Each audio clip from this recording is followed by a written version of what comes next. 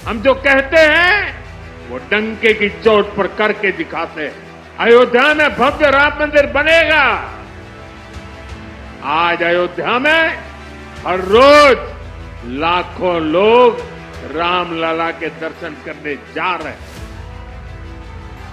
समाज का विकास तब होता है जब समाज की महिलाएं और नौजवान सशक्त होते हैं। इसी सोच के साथ सरकार ने नारी शक्ति को नई शक्ति दी है। करोड़ों महिलाओं को मुद्रा लोन देकर उन्हें व्यापार करने की सहूलियत दी गई है। आज हम गांव-गांव में लखपति दीदी बनाने के लिए काम कर रहे हैं। आज गांव की हमारी बहनें अब ड्रोन पायलट भी बन रही है। और ये तो काशी है, यहां साक्षात शिव भी माता अन्नपूर्णा से भिक्षा मांगते हैं।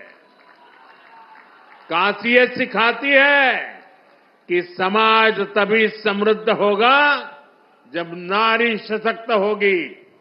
इसी भावना से हमने विकसित भारत के हर संकल्प में नारी शक्ति को केंद्र में रखा है। जैसे पीएम आवास योजना ने करोड़ों महिलाओं को उनके अपने घर की सौगात दी है।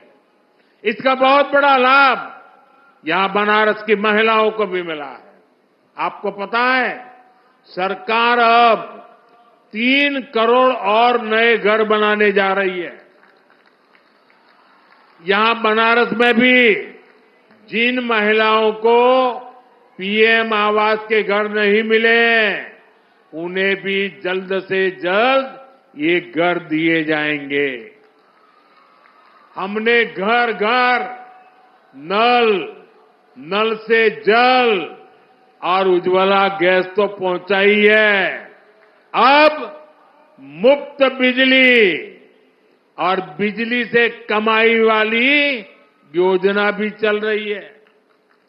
पीएम सूर्य घर मुफ्त बिजली योजना से हमारी बहनों का जीवन और आसान होने वाला है। साथियों, अपनी काशी बहुरंगी सांस्कृतिक नगरी है। यहां भगवान शंकर का पावन ज्योतिर्लिंग है। मणिकर्णिका जैसा मोक्ष तीर्थ है। यहां सारनाथ जैसा ज्ञान स्थल है। दशकों दशक बाद बनारस के विकास के लिए इतना काम एक साथ हो रहा है। वरना काशी को तो जैसे उसके हाल पर छोड़ दिया गया था। इसलिए आज मैं हर काशीवासी के सामने एक सवाल उठा रहा हूं। आखिर वो कौन सी मानसिकता है जिसके चलते पहले काशी को विकास से वंचित रखा गया? 10 साल पहले की स्थिति याद करिए। बनारस को विकास के लिए तरसाया जाता था। जिन लोगों ने यूपी में लंबे समय तक सरकारें चलाई, जो लोग दिल्ली में दशकों तक सरकार में बैठे रहे, उन्होंने कभी बनारस की परवाह क्यों नहीं की? इसका जवाब है परिवारवाद और तुष्टीकरण की राजनीति। कांग्रेस हो या समाजवादी पार्टी, ऐसे दलों के लिए बनारस का विकास न पहला प्राथमिकता में था, न भविष्य में कभी होगा। इन दलों ने विकास में भी भेदभाव किया, जबकि हमारी सरकार सबका साथ सबका विकास के मंत्र पर चलती है। हमारी सरकार किसी योजना में भेदभाव नहीं करती। हम जो कहते हैं वो डंके की चोट पर करके दिखाते हैं। अयोध्या में भव्य राम मंदिर बनेगा।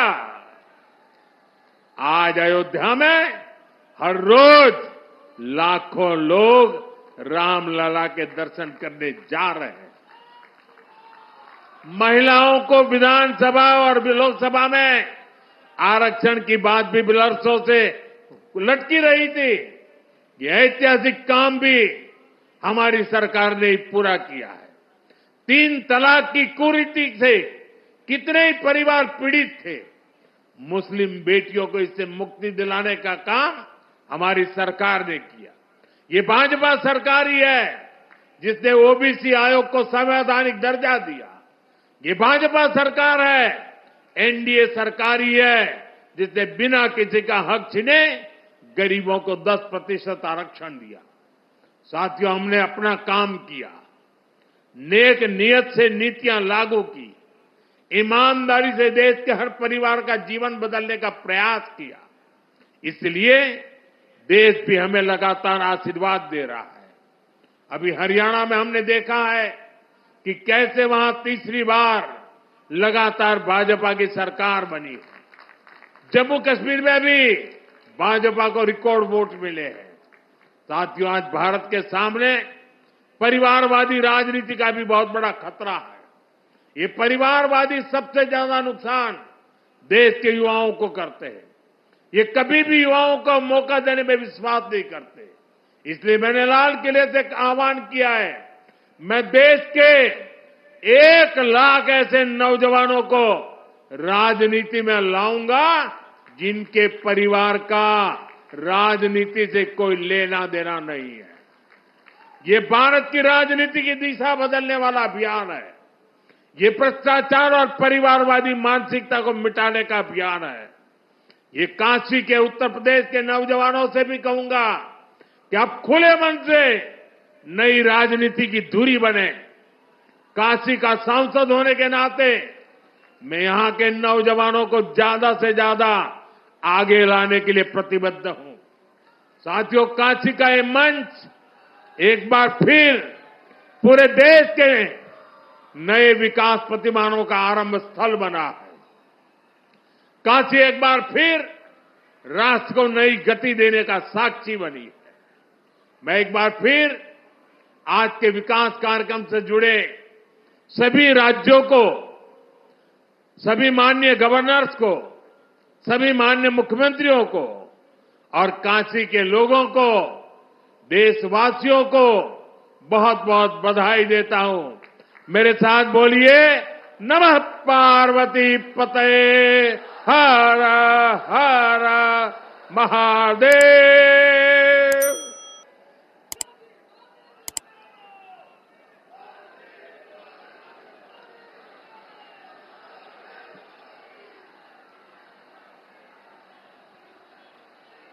बहुत बहुत आभार माननीय प्रधानमंत्री जी, बहुत बहुत साधुवाद।